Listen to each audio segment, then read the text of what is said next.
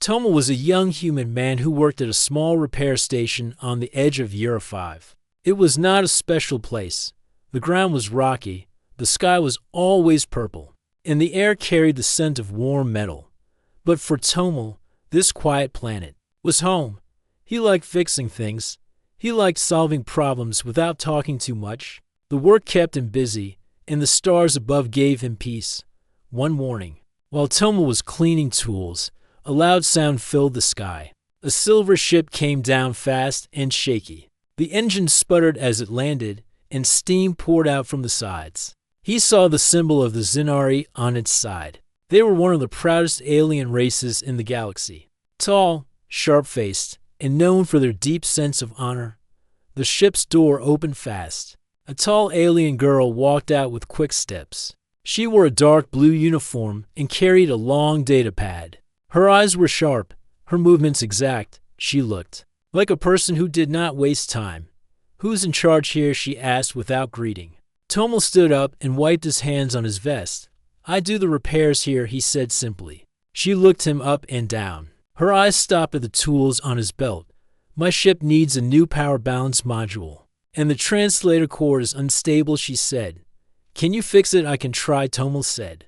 Calm and steady. "I don't want try," she said. "I want it done." Quickly, Tomal nodded and walked toward the ship. He didn't ask her name. She didn't offer it. He climbed into the engine bay and began scanning the damage. The inside of the ship was different from others he had worked on. It had new wires, strange symbols, and some tech he had not seen before. But that didn't bother him. He liked puzzles while he worked. The alien girl stood near the door, arms crossed. She watched him for a long time.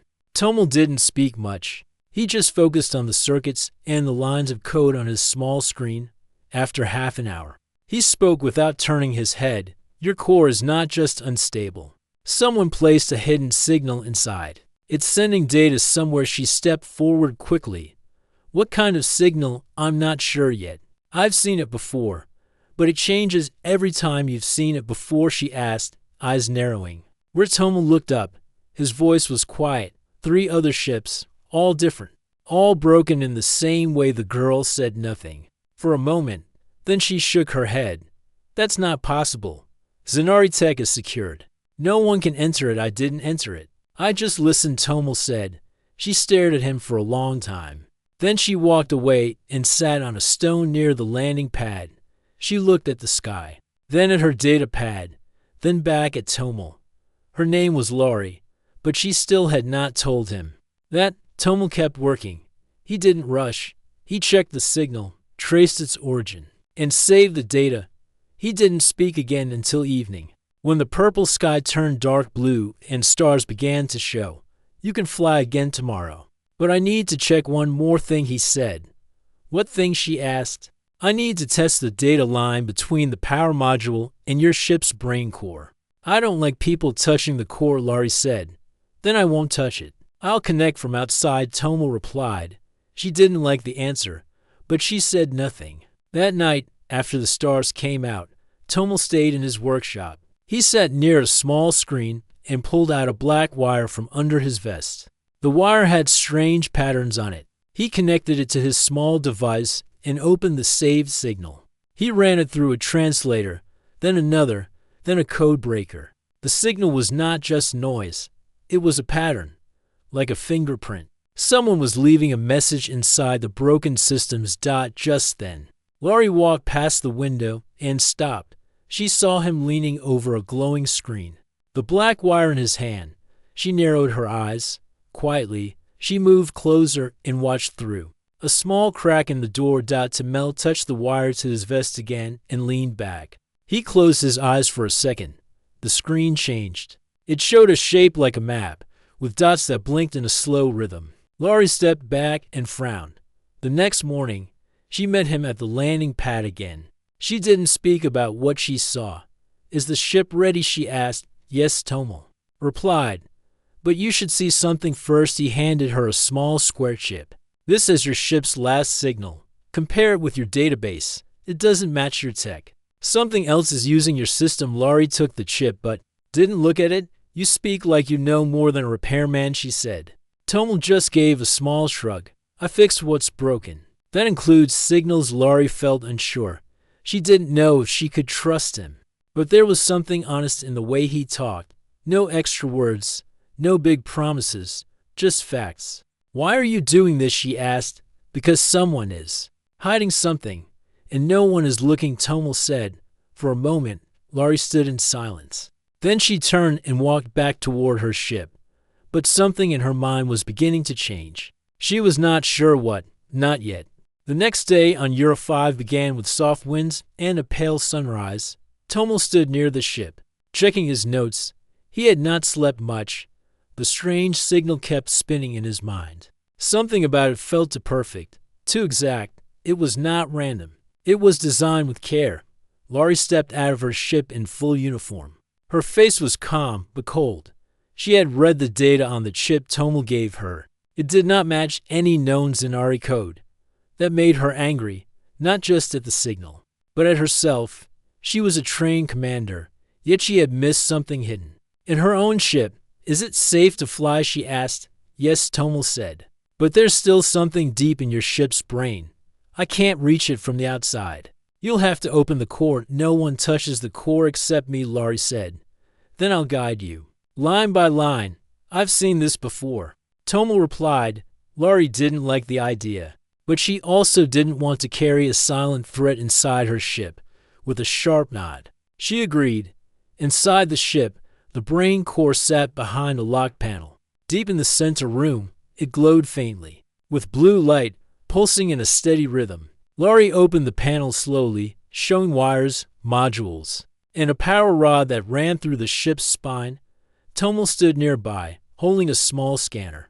He pointed to a thin green line near the side. Start there, pull it halfway, then press the side switch. Laurie followed the steps. A screen lit up beside the panel, showing streams of code moving across.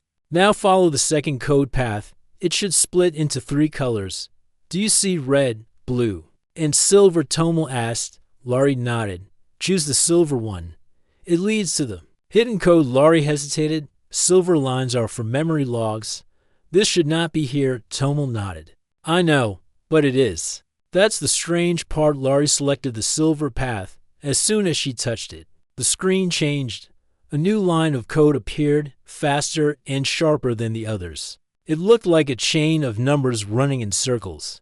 What is this? She asked. That's the pattern I told you about. It's in your system. And it's not made by you or me, Tomel said. Laurie stared at the screen. Her fingers hovered above the controls. If I erase it, will it break anything? No. But it may try to hide or move. It learns. Laurie didn't like that answer. She tapped a few keys, copied the code, and stored it in her private folder. Then she slowly shut the panel and turned to Tomel. Where did you first see this pattern? Tomel walked over to a table and placed his small device on it. 2 months ago, a ship from the Saren colony came in. Same power failure, same glitch in translation. I found this code hiding in the system, and the other ships. Laurie asked.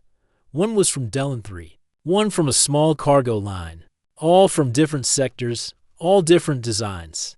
But the same pattern. Laurie felt a tightness in her chest. She had trained for war, for tactics, for law. But this was different. This was silent, hidden, and it had touched her own ship without warning. Why haven't you reported this? She asked. I tried. No one listened. They said I was just a repair worker. Said I didn't have proof, and now you do some. But not enough to make them act. Not yet. Laurie folded her arms and stared at him. Her mind was full of questions. Why would someone plant code like this? What did it do? Why target different ships quietly? Instead of attacking openly, she looked down at the device Tomel had placed on the table. It looked simple, worn from use. A few wires stuck out from its side. What is that device? She asked. It listens. It breaks patterns and translates them into sound, shapes, or movement. It helps me understand hidden signals. You build it? Tomel nodded.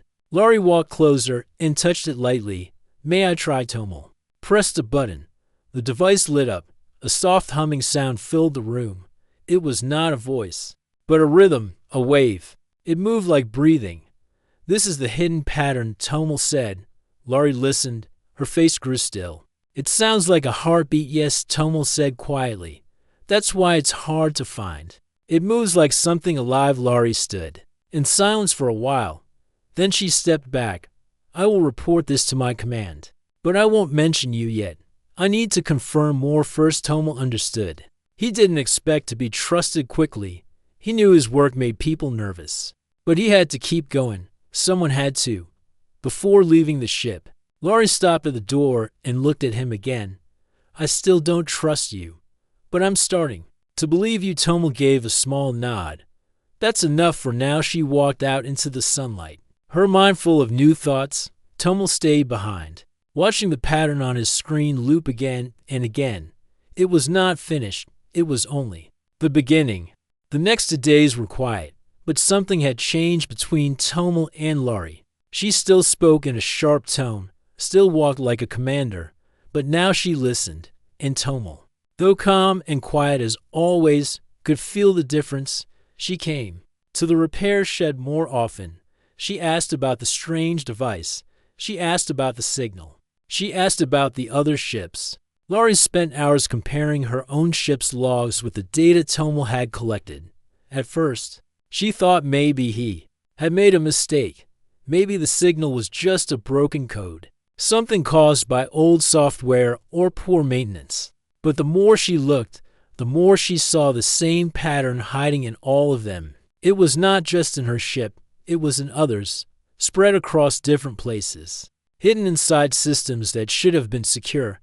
Late in the evening, Laurie sat in her ship's control room. The sky outside was dark, full of stars. Her eyes were tired, but she kept reading. Tomal had shared a copy of the pattern he found on the Saren colony ship. She matched it against her own logs. Then she added the cargo ship logs. At first glance, the codes looked different, but deep inside the pattern, something repeated. Soft pulse, a wave that changed shape but kept returning to the same point, like a hidden mark left behind by someone who wanted to stay invisible. She froze when she saw it again. A symbol, small and buried in the last line of code. Not Zinari, not human, something else. She rushed outside to find Tomal. He was sitting near the workshop, looking up at the stars. A small fire burned nearby, and the sound of wind passed between the rocks. Laurie walked straight up to him. This is not a signal for control. It's a message, she said. Tomal looked at her with interest. What kind of message? It repeats, slowly. But each version is slightly different. It learns. It corrects. It's trying to form a sentence. Tomal stood and walked over to her. Laurie handed him her pad. He looked at the screen. The repeating pulse was still there. But now, a new section had formed. Lines that looked like a countdown. Below it, a soft flash blinked once every few seconds.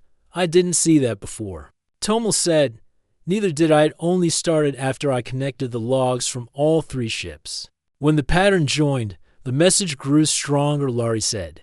Tomal pressed a few keys on his small device. The signal played as a sound again.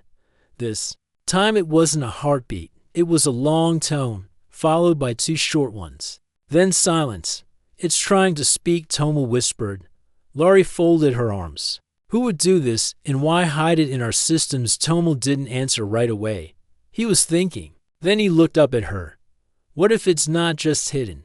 What if it's being planted? Laurie raised an eyebrow. You mean someone is placing the code on purpose? Yes, and not just on Zinari ships. It's in human systems too, and probably others.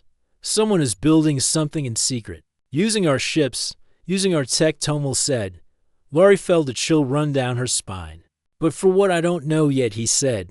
Laurie paced back and forth for a moment. Then she stopped. I need access to a deep space scan. If this pattern is active, it must connect to something. A signal doesn't just end. It must return to a source. Tomal nodded. I can boost your ship's scanner, but we'll need to go beyond the station's range. The rocks here block long-distance waves. There's a ridge 5 kilometers east. We can use it, Laurie said. That night, they packed equipment and moved toward the ridge. The land was dry and quiet. Small lights blinked in the distance. Satellites passing overhead. They reached the high point just before midnight. Tomel set up the scanner. Laurie powered up her pad and linked it to the system. For 10 minutes. The screen stayed empty. Then something appeared. A thin line of energy. It was faint, almost like a whisper, but it pulsed in the same rhythm as the message. It moved slowly through space, like a rope stretching from one place to another. It's leading to something, Laurie said. Tomel checked the data. The signal ends near a cluster of broken satellites. No traffic, no colonies, just empty space too. Empty, Laurie said. That's where we need to go next. Tomel looked at her. It could be dangerous. I don't care. I need to know. And I think you do, she replied. He gave a small nod. Laurie turned off the scanner and looked at the sky. You were right from the beginning. Something is wrong, and no one is watching. Tomel didn't speak, but there was a quiet strength in his eyes. The wind passed between them. Stars above shimmered softly. For the first time, Laurie didn't see him as just a human. She saw someone who chose to look deeper when others turned away. Someone who didn't wait for orders. Someone who acted, even alone. They walked back to the base, the path lit by a soft blue glow from the scanner. Tomorrow, they will leave Euro 5. But tonight, they had found something hidden.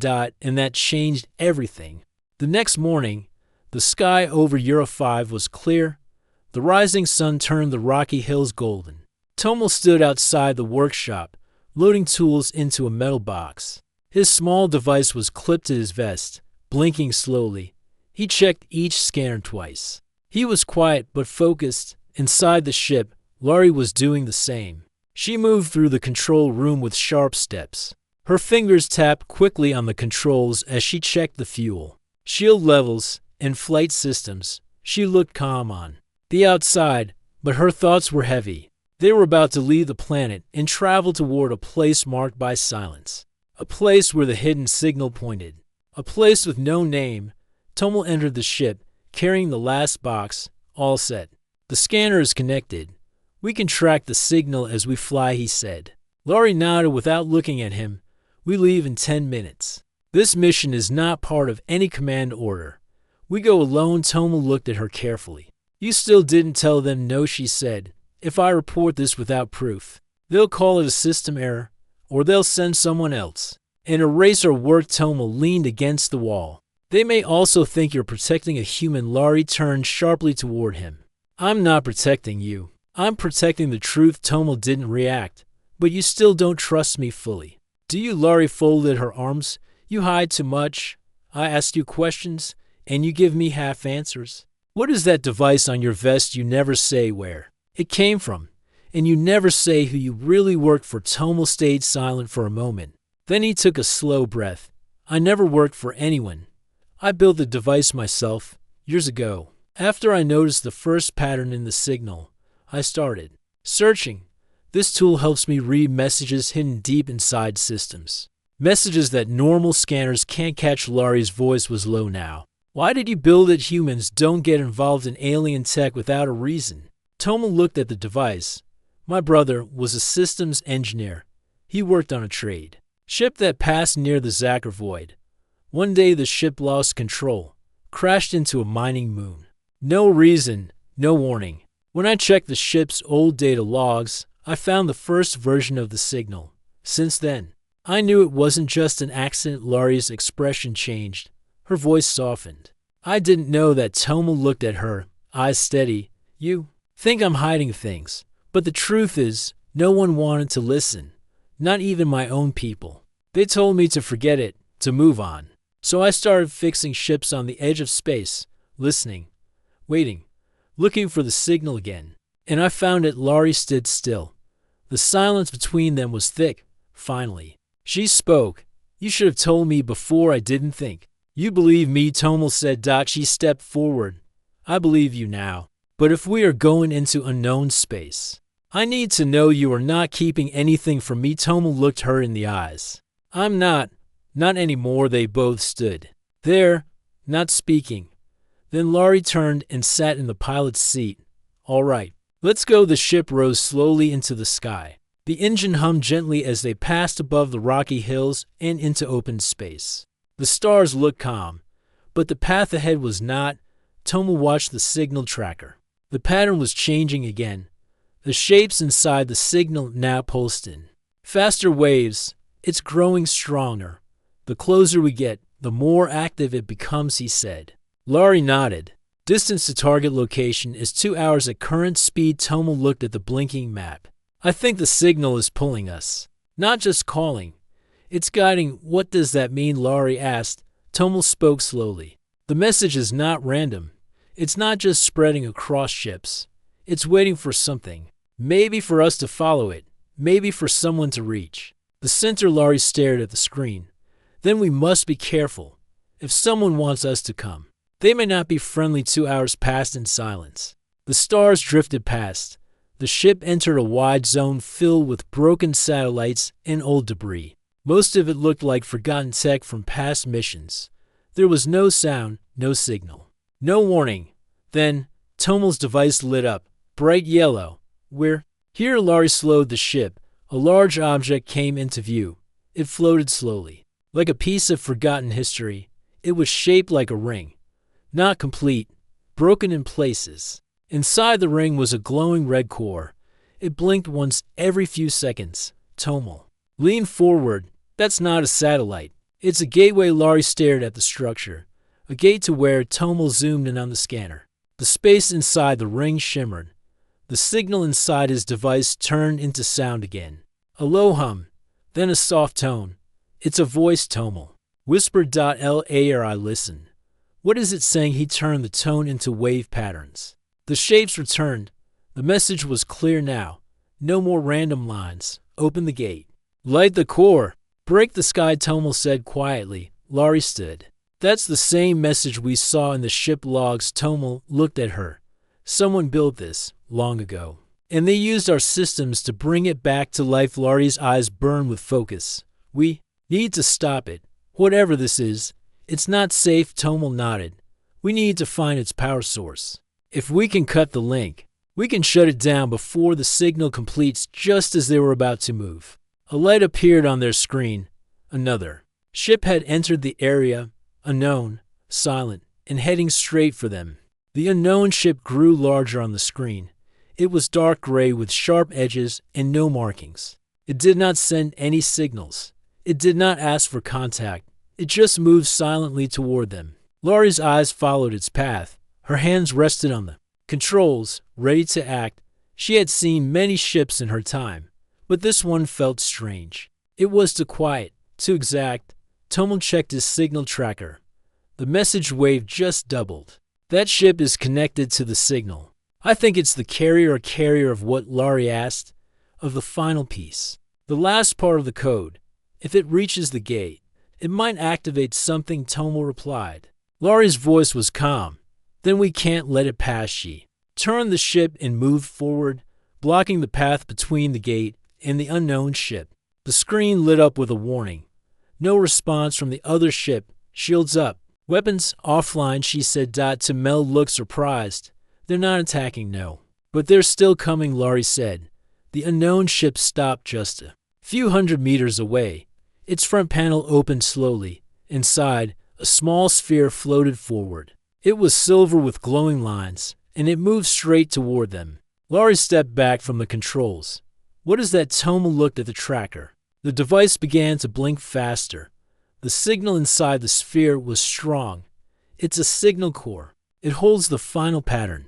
It's trying to reach us. Before Laurie could react, the sphere touched the outer shield of the ship. A small spark flashed, and then the lights inside the ship flickered. The tracker device on Tomal's vest glowed brightly, and then something strange happened. The signal from the sphere linked directly to Tomal's chest. The glow passed through the tracker and into him. Laurie shouted. Step away from it. Tomal fell to one knee. His eyes closed.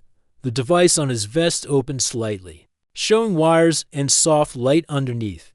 Lines of energy moved along his skin like small waves. Laurie rushed to him and grabbed the edge of his vest. Tell me what's happening. Tomal opened his eyes. His voice was weak but clear. It's speaking to me. Not with words, with patterns, memories. It thinks I'm the key to what? She asked.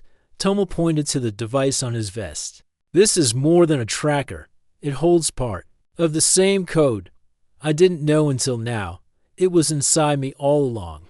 The device was reacting to every signal we found. It was learning too. Laurie stepped back in shock. You didn't know you were carrying part of the code, no. I built this device to read the signal. But the signal used it to grow. It turned me into part of itself. That's why the message is complete now. Laurie's hands tightened into fists.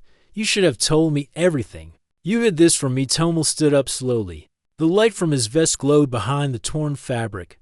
I didn't know what it really was. I thought I was just following the signal. I didn't think I was part of it. Laurie's voice rose. Then how can I trust you now? You might be the reason. This gate is waking up. You might be the one leading us into danger. Tomal looked her in the eyes. I never wanted this. I only wanted to stop the signal. I lost my brother to this. I came here to find the truth. Laurie turned away, breathing fast. Her mind was racing. Everything had changed. The device inside Tomal, the glowing core, the silent ship, the gate in space. She had never faced anything like this. Tomal stepped closer. We still have a choice. The signal is complete, but it hasn't reached the gate. If we block it now, we can stop whatever comes next. Laurie looked at him. And how do we stop it when the signal is part of you? Tomal opened the panel on his vest fully. Inside was a crystal, glowing with light. Small lines of code moved across its surface. If we destroy this, the signal loses its last piece. Laurie paused. Will that hurt you? Tomal gave a small nod. Yes, but it won't kill me. It will break the connection. Laurie stared at the crystal. Her hand moved toward it, but stopped. She looked into Tomal's face. He didn't flinch. I trust you, she said at last. I'll do it. She took a tool from her belt, a small cutter used for ship wires. With one quick motion, she sliced the edge of the crystal. The light inside dimmed. The signal on the tracker stopped. The glowing sphere outside their ship flickered, then dropped into silence. The unknown ship began to drift away, powerless. Tomal leaned against the wall, breathing slowly. It's done. Laurie looked at the gate in the distance. The red light inside it faded. The message was broken. The sky was safe again. She turned to Tomal. You risked everything. You let me break what was inside you. Why? Tomal smiled faintly. Because I didn't want anyone else to lose someone they loved. Laurie sat beside him. I was wrong about you. You're not just a repairman. You're more than that. Tomal looked at her, calm and steady. I'm just someone who listened when others didn't. The stars outside were quiet again. The gate drifted with no power. The danger had passed. But Tomal and Laurie both knew something deeper. The signal had come from somewhere, and someone had sent it. The stars returned to silence, and the gate no longer pulsed with red light. Laurie and Tomal stood inside the control deck, watching the distant shape of the strange ship as it slowly drifted away into deep space. Tomal still felt weak. The broken signal crystal inside his vest no longer glowed, but a faint warmth stayed near his heart. He wasn't sure if it was the signal's last touch or something more human. Laurie stood near him, not speaking, just watching the stars with quiet eyes. We stopped it, Tomal said softly. The final signal never reached the gate. Laurie nodded, but her face didn't relax. Yes, but the question remains. Where did it come from? Tomal looked down at the damaged signal tracker. Even without the core, a weak echo still pulsed inside the machine. It wasn't enough to do harm, but it was enough to lead. It's still pointing somewhere, he said. Laurie turned toward him, her voice calm. Then we follow it. One last time they changed course. The tracker showed a path beyond the outer rim, toward a small, forgotten star system that didn't appear on most charts. It took several hours to reach it. They passed empty space, old wrecks of machines long dead, and the fading light of dying suns. As they entered the system, Tomal narrowed his eyes. One of the planets had an unusual glow around it. Not light, but a soft pulse like breathing. That's it, he said. The origin. Laurie flew the ship closer. The planet was covered in clouds, and no cities or lights showed on its surface. But the signal grew stronger as they entered its orbit. It's quiet, Laurie said. Tomal checked the readings. To quiet. No satellites, no defense.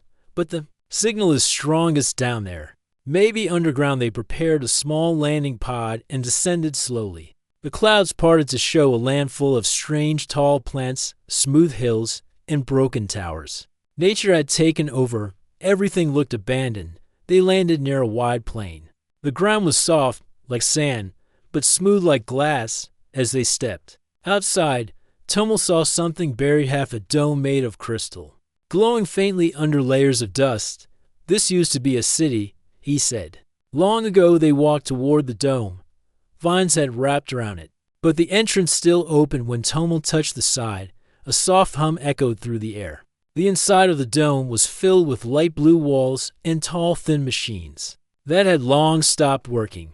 But at the center was something still active, a silver panel with a round screen that blinked slowly, like a heartbeat. Laurie moved forward and pressed her hand on the screen. It came alive. A voice, soft and deep, filled the room. It was not in any known language, but somehow both of them understood it. Welcome, carrier. The memory returns. Tomo stepped back. Did you hear that? Laurie nodded. It's speaking to you. Tomo approached the panel. The screen showed shapes and patterns. Then images of people, planets, ships, and finally, the gate. It's a memory core, Tomo said. It remembers what happened before. The voice continued. We sent the message long ago, searching for those who could complete it. We lost our people. We lost our stars. But the message traveled far. Laurie's voice was quiet. Why send the message to our space? Because you listen, you build, you wonder. The others turned away. But humans. Remember? Tomo looked at Laurie, confused. They sent it to humanity. On purpose. Laurie stepped closer. You were chosen, not because of what you had, but because of who you are. The panel glowed brighter. A small part of the wall opened. Inside was a crystal, similar to the one inside Tomo's vest, but untouched and full of light. Take the seed, not to control, but to protect. This is not power. It is memory. A warning and a hope. Tomo took the crystal in his hand. It felt warm, but calm. Not like the signal from before. This was different. What do we do with it? He asked. The voice replied, return it to the stars. Let your people learn. Let no one forget. The panel dimmed. The hum faded. The dome's lights grew softer, then quiet. Outside, the wind began to blow gently. The clouds shifted. An ray of sunlight touched the glass ground. The planet had been silent for a long time, but now it whispered again. Tomo and Laurie walked back to their ship, the crystal safe in a case. As they lifted off, Tomo looked back at the silent city. They chose us, he said, not because we're strong, but because we're still curious. Laurie smiled. And because we don't give up easily. Their ship rose through the clouds and entered space once more. They didn't know what the future would bring, but now they carried something new. Not a weapon, not a signal of war, but a piece of memory, a voice from the past, a path forward. The stars were wide and quiet again. But now, humanity had something to say. The ship floated gently in the silence of deep space. Tomo sat near the front window, the memory crystal resting safely inside a small container beside him. Laurie stood behind him, checking the star map on the console. They had been traveling for 2 days since leaving the forgotten planet, and still the crystal glowed with a steady light. It was not bright, but it felt alive, as if it could still remember. Tomo looked at it with quiet wonder. This came from a world that died, he said. And yet it still wants to speak. Laurie nodded slowly. It's more than a memory. It's a voice waiting for someone to listen. The crystal had shown them many things. The lost world, the rise of a powerful signal, the destruction it caused, and the final hope that it might one day be understood. Now it rested in human hands, not as a weapon, but as a gift. Tomo leaned back in the chair. What do we do with it now? He asked. Laurie placed a hand on the console. Her voice was calm. We send it where others can learn, to your people, to those who can carry it further. Tomo looked out the window at the stars. Then Earth, he said. It has to return to Earth. They changed course, following the long path home. The journey would take several more days. As they traveled, the ship stayed peaceful. Sometimes, Laurie and Tomo sat in silence, Sometimes they spoke about what they had seen. But mostly, they thought, one night, while passing near a quiet red star, the crystal started to hum again. It didn't sound like a warning. It sounded like music, soft and slow, like a song without words. Tomal sat up, surprised. Is it speaking again? Laurie listened. She didn't say anything for a moment. No, she said at last. It's remembering the crystal was not just a device. It was like a person, holding thoughts, holding dreams. The people who had made it were long gone, but this small piece of them remained. And now it was alive again, because someone had finally come back. The ship moved faster now. The path to Earth was clear, and space seemed to open before them. After 3 more days, the blue and green planet appeared in the window. Tomal's eyes filled with emotion. It's been a long time since I saw home, he said. Laurie looked at it too. Her world was far away, but something about Earth felt familiar now. They sent a message to the nearest space station. A ship was sent to bring them in. Once on board, they were met by officers, scientists, and leaders. Everyone wanted to know what had happened, but Tomal didn't speak right away. Instead, he opened the small container and showed them the crystal. This is what matters, he said. Laurie stepped beside him. It's a memory from a world older than any of us. A voice that waited to be heard. The scientists studied it. The leaders listened, but the crystal only hummed softly, as if it trusted only Tomal and Laurie. Later, in a quiet room, Tomal was asked to speak to the World Council. He stood in front of a large screen, with people watching from every part of the planet. He took a deep breath and held up the crystal. This came from a lost world, he said. Its people are gone, but their message remains. They didn't want revenge. They didn't ask for help. They wanted to be remembered. He looked around the room. We often think we are alone in the stars, but we are not. There are voices out there, some waiting to be found, some warning us of the path. They once took. He placed the crystal on the table. We were chosen because we ask questions, because we care, because we don't give up easily. Laurie watched from a corner, quiet but proud. The council agreed to protect the crystal, to study it, and to build a place where all messages from the stars could be stored and shared. A new center was built, not as a weapon lab, but as a library of space memories, a place of learning and peace.